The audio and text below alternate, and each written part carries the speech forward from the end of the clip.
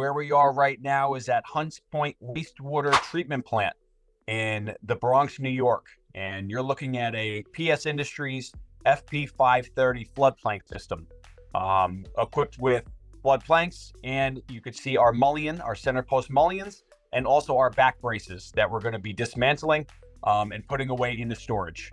We are going to start dismantling our flood plank system. We unscrewed the clamp down bars, and now you're going to see these planks be lifted out of the system straight from the top until we get all the way down to the system. So this is going to be the same exact way that we do it for this section on the left and the section on the right.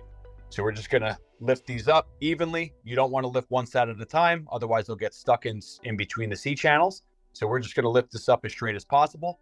And you'll also see in this video that in these planks, you're going to see water leaking out of them because a flood did take place. We water tested this equipment. So this is exactly what it's going to look like after a flood occurs. So you're going to have some water in there. We want to make sure that we drain all the water out of them, stand them vertically like we are as we speak here. And we're going to just put them into storage once they're all dried off and wiped clean. Okay, and there was the last one. And now you'll see us loosening up the clamp latches. We'll pop them out. Normally we throw these in a bucket just to make sure that we don't lose any materials. But for the sake of this video, we didn't have time to grab one of our buckets that were right nearby. So we just place them on the ground and we place it with all the remaining materials. And now we've removed all the plank systems from the C channel. And now we're going to start dismantling these back braces. So if you can see, there are these nuts and bolts that are attached to these centerpieces. And what we're going to do, we're going to grab a wrench. You could use a socket wrench. You could use a crescent wrench, whatever that you have on site is feasible for you guys in the plant. So we're going to just loosen up these bolts that you're going to see right here. And once they become removed, we're going to assemble them back together so we don't lose any hardware. And that's what you'll see our team member here doing is we're going to dismantle the nut. We're going to take it off. We're going to take the bolt out of the system and we're going to put it right back inside the slot to make sure that this doesn't go missing. We want to keep all the hardware and everything in place. So by the time it's go time to start deploying this system for a flood, we want to make sure that you have everything all together. So now you're going to look at this back bracing. And this back bracing is just like the center post mullion. So there's 4 bolts and nuts that are sticking down into the end bed, we call them. And we're just going to loosen up those nuts right now. Okay, and now we're looking at this base plate again. And we're going to start removing the nuts and bolts from this base plate to remove it from our end bed.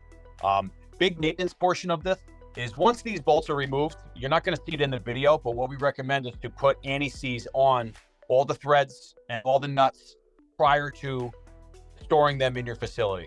The reason being is we don't want, when it's time to deploy the system, you to have any kind of debris or buildup, and that anti-seize will protect these bolts for the life of them. So we want to make sure we do that after everything's wiped down, after everything's cleaned. Throw some anti-seize on and then throw them away in your storage area. And now you're going to see the base plate is fully removed. Okay. You're going to see these gaps in our embed plates that are in the concrete, and they come with small flat pieces of aluminum, stainless steel that sit down inside that channel to cover them up. This avoids any debris, any water, any buildup to live inside that area while the system is not deployed. So every bit of this system is 100% waterproof. So we have those small plates that just insert into there. You just drop them into place and they lock into place as well, so they won't be movable. Okay, now we're going to start working on our center post mullion. So this is what holds the actual plank system in place. Same exact system as your back bracing plate was. You can see the bolts and the nuts right here. And what we'll do, we will loosen up those nuts as much as possible. You don't have to take them fully off, because if you see the line that's on the top of the bolt, they're supposed to be parallel to the way that the flat sill in the concrete is facing. So if you align that line to be parallel with that sill, that means that those bolts will pop free. And you'll see us in the video teetering with it a little bit. Sometimes you have to jiggle them. You have to really shake them out a little bit. This is a safety issue of not having to pull all the system apart. So this way you don't lose any more. You don't lose any more parts. You don't lose any bolts. You don't lose the nuts. This way you don't have to dismantle every little piece. This way, nothing's lost, nothing's stolen, everything's all accounted for, and you don't have to worry about anything by the time you deploy this for a flood.